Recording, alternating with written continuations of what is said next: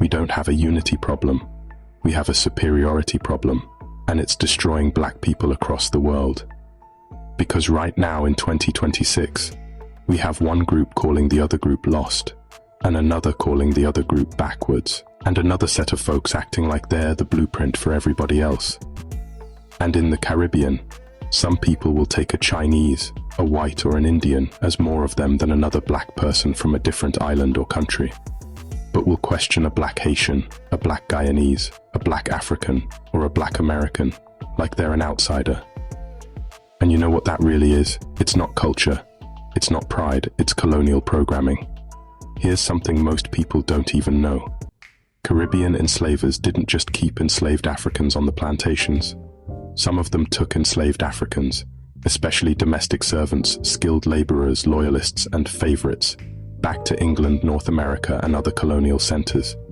Not because they loved them, because enslaved people were portable wealth, and also portable status, a walking symbol that said, "I'm rich, I own human beings." And yes, there are historical records of enslaved Africans being brought into England and becoming part of court cases, runaway advertisements, and legal battles. The plantation system wasn't only about free labor, it was an identity factory. The real product wasn't sugar. The real product was a divided African population trained to rank itself. The plantation created categories: house enslaved person versus field enslaved person, light versus dark, civilized versus uncivilized, good hair versus bad hair, proper English versus patois, American versus Caribbean versus African. And the craziest part is, the white man didn't even have to enforce it forever, because eventually we enforced it on each other. Have you ever noticed how quickly we disrespect each other? Caribbean people are arrogant and sell out. Americans are lazy and don't know culture. Diaspora people are confused and don't know their roots. And the funniest part, all of us were shaped by European conquest. All of us were targeted by extraction. All of us have scars. But instead of comparing systems, we compare pain like it's a competition. Let's talk Jamaica, because Jamaicans aren't the only ones guilty. It's okay to have national pride, but sometimes pride can become a trap, because some people start acting like their island and country is the chosen, and everybody else is less important. And here's where it gets dangerous. Some will uplift non-blacks faster than they uplift other black people in the region. Why? Because colonial society taught us, the closer you are to Europe and Asia, the more civilized you are. That's why the Caribbean has a long history of colorism, classism, bleaching foreign worship, speaking properly to feel superior, disrespecting Haitians, disrespecting Africans, mocking dark skin. That's not culture.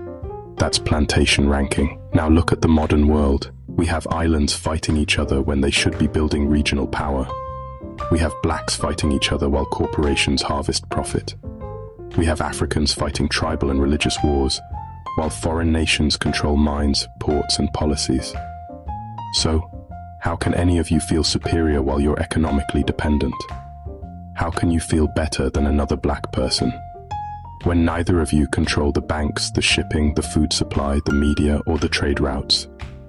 That's like being proud of which room you slept in on the same plantation. Here's the ugly truth.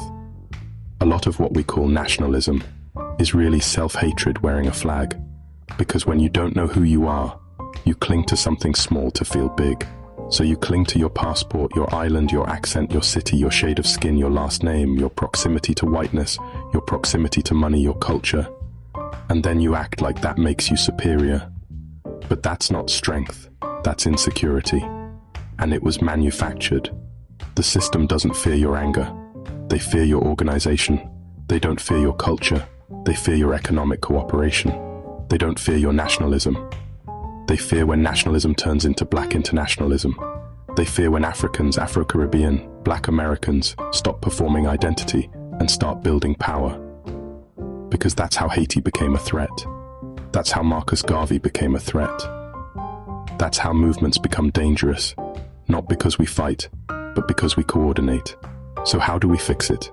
That's for another video, a private video, an inner circle video. We are branches of the same tree, with different storms.